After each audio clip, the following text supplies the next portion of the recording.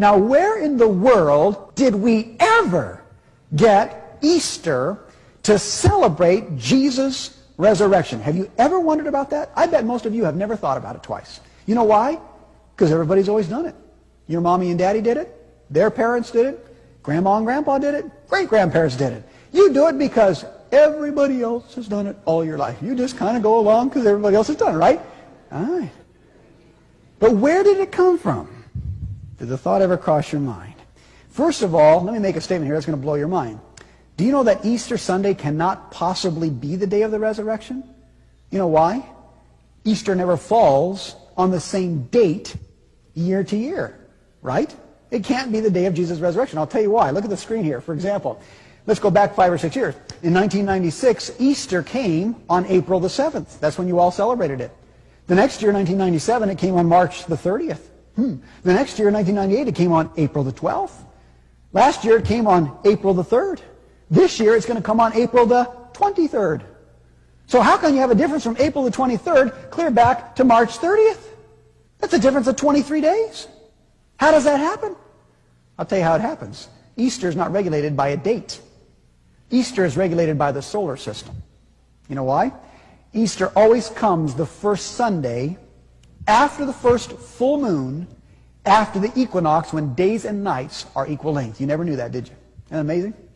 And so all the people that are celebrating the resurrection of Jesus on Easter Sunday morning, it's just not true. It didn't happen then. Okay?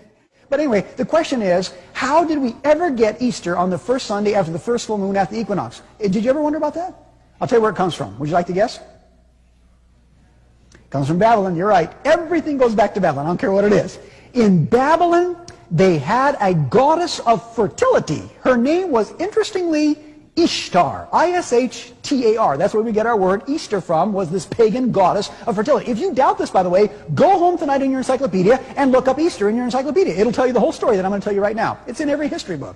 And what they did, this goddess of fertility called Ishtar, they worshipped her in the springtime. You know why? Because everything was coming to life. And she was the one that caused all life and everything to grow anyway. So they thought she got very active in the springtime. So they honored her always on the first Sunday after the first full moon, after the equinox. That was Ishtar's day, because she was the goddess of fertility, the goddess of reproduction. And you know what happens, folks? They took that then, and they celebrated this day of her in her honor, and so did Medo-Persia, and so did Greece. In fact, Greece had her under another name called Venus. You ever heard of Venus before?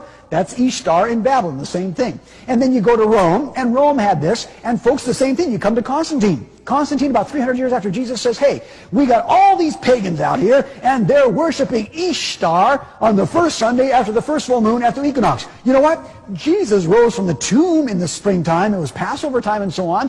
Why don't we take this Ishtar's day, and instead of giving honor to Ishtar, the giver of life and so on, Jesus is the resurrection. Jesus is the life. Why don't we start to keep this day in honor of Jesus Christ? And we could win all these pagans to Christianity. And the Christians said, that's a great idea. And so, folks, he changed Ishtar's day to Easter Day in honor of Jesus' resurrection. And then as Papal Rome again rules the entire world for the next 1260 years, it passes that teaching on to everybody in the world, and the whole world does it, and nobody even thinks twice about it. But you all tell me, what in the world do chocolate chickies and bunny rabbits got to do with the resurrection of Jesus?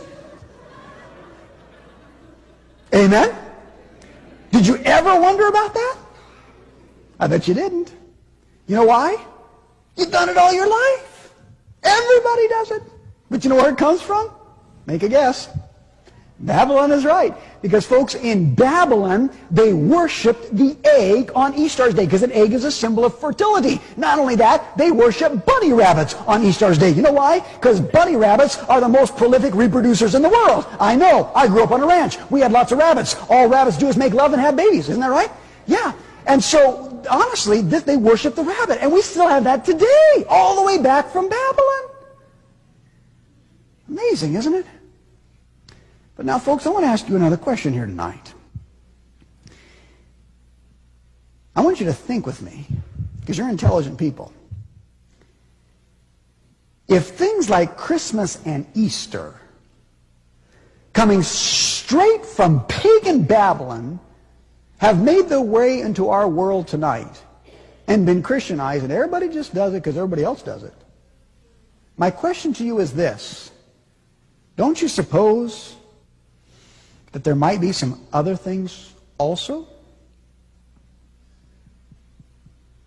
Don't you suppose there might have been some other false teachings or errors or pagan practices or deceptions that have snuck their way in that we are following and teaching and practicing that's totally contrary to the truth of the Bible? Don't you think there might be some of those? You better believe it, my friends. You better believe it.